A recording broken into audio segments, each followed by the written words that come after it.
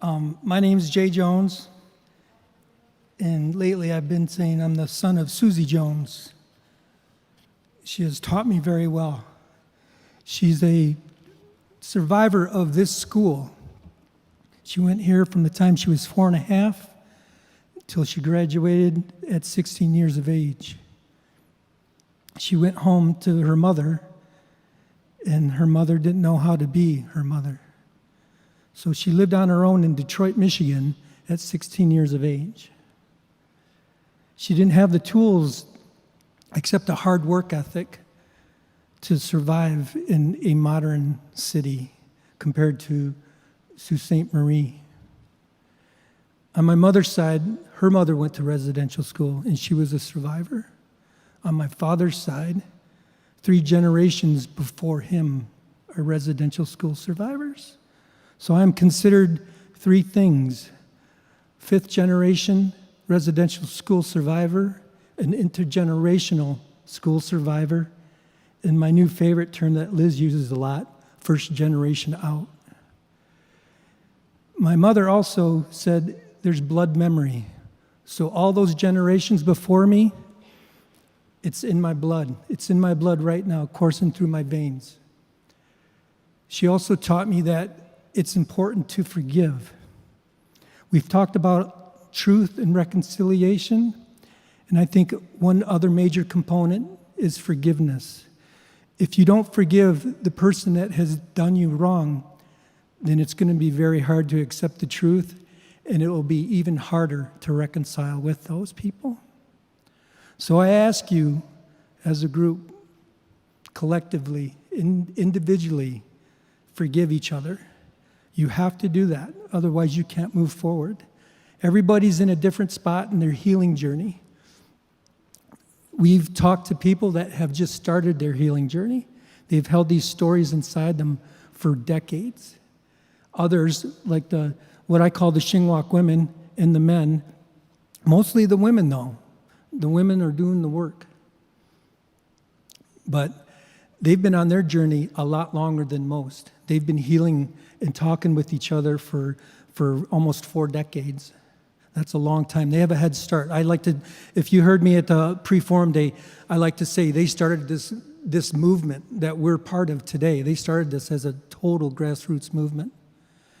And I'm very happy, very honored, very pleased to be working with them, and I hope to do them justice for as long as I live. I was almost ready to quit about a year ago, but then they talked to me a little bit. Liz talked to me a little bit, and the elders talked to me a little bit and encouraged me to stay on. And then on the drive home, me and my mom talked about it too, but privately I started thinking, it's like what they went through and what I'm dealing with is nothing compared to what they went through. So I can stick it out. I can do what I need to do to help further the story and carry the legacy on. I'd like to thank everybody who's attended. I like to think that and believe that we have a unique situation here at Algoma University, having the survivors firsthand, having them on the pre-forum day to give their intimate, what did we call it? Their intimate information. I don't know how many other places you're able to get that.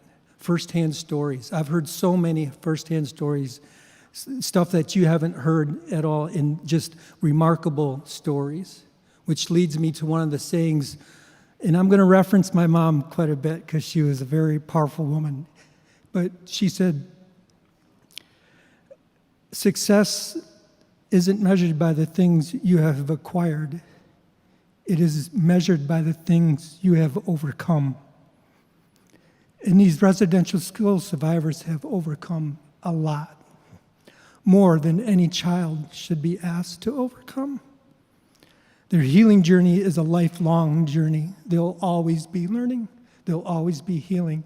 But they have set such a fine example for me and for others, and hopefully for you, that you will take this home. I'm going to challenge you right now to take this with you, to take it wherever you go. on the plane ride home, talk to that person next to you. You know where I was just at? You know the story I just heard? When you get home at the dinner table and your wife or your husband or your kids, they ask you, what did you do this past week? How was that forum? Tell them who you met. Tell the stories that you heard. This will start the process. Not start the process. This will continue the process. You may start the process in a place that's never been taught. At the pre-forum day, I talked about the elders being the teachers, the healers, the peacemakers, and the difference makers. I love that term, the difference maker. When you give your time, you can't make time. It's impossible to make time. But when you give time, you make a difference. So all you people are difference makers now. I'm sure most of you were before, but now you have even more power. I have a 13-year-old grandniece, and her and I talk in Bitmoji. I don't know who knows what a Bitmoji is, but it's an app on your phone.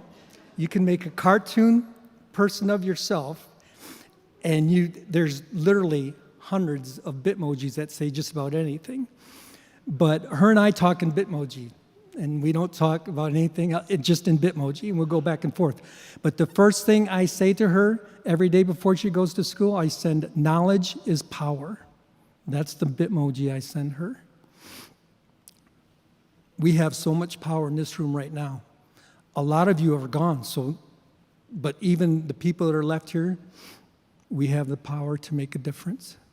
So thank you for being here, Miigwech, and I so appreciate you all. Thank you.